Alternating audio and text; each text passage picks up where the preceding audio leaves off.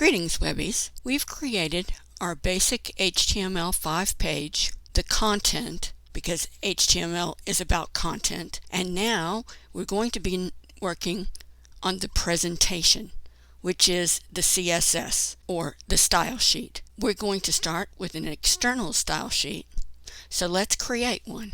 In your website folder, click on your CSS folder that you created when you set up your basic site structure. With the CSS folder selected, click the first icon, New File, and name this appropriately for your site. I discourage naming all of your style sheet styles.css, which seems to be a practice, because then you run the risk of getting the styles.css from one site mixed up with another.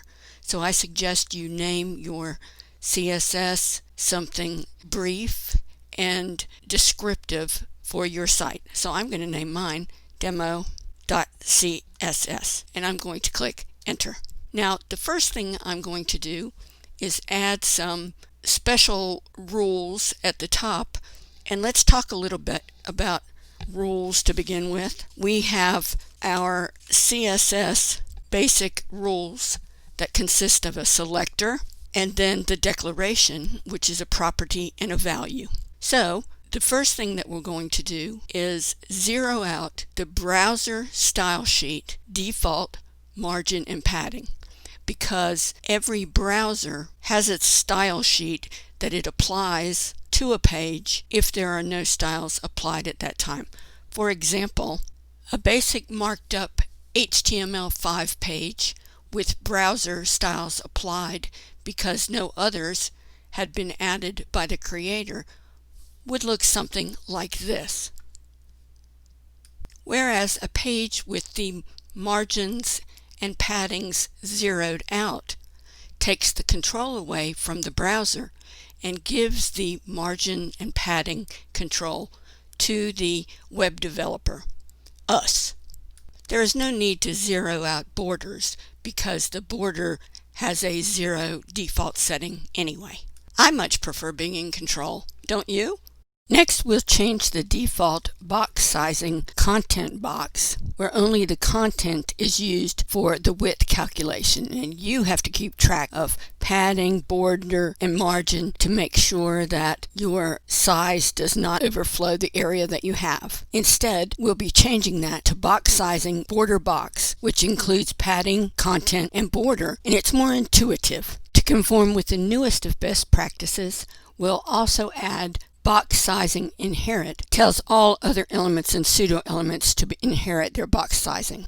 Okay, let's see what that looks like on our basic CSS style sheet. We're using the HTML selector, which is just the same as using the root selector, and we've changed the default. We're using box sizing border box, and then all elements and pseudo elements inherit their box sizing. We've used the global selector, comma before, comma after box sizing inherit, and then we've zeroed out margins and paddings using the global selector, asterisk, and then margin 0, padding 0. And 0 is 0. You don't have to put pixels, percents, because 0 is 0. So it's a good practice to add these to each one of your pages as you begin your style sheet. Next, let's split our screen so that we can see our HTML and our CSS side by side. We'll click on the column icon in the top right corner of the Visual Studio Code screen. That will create two columns, and now with the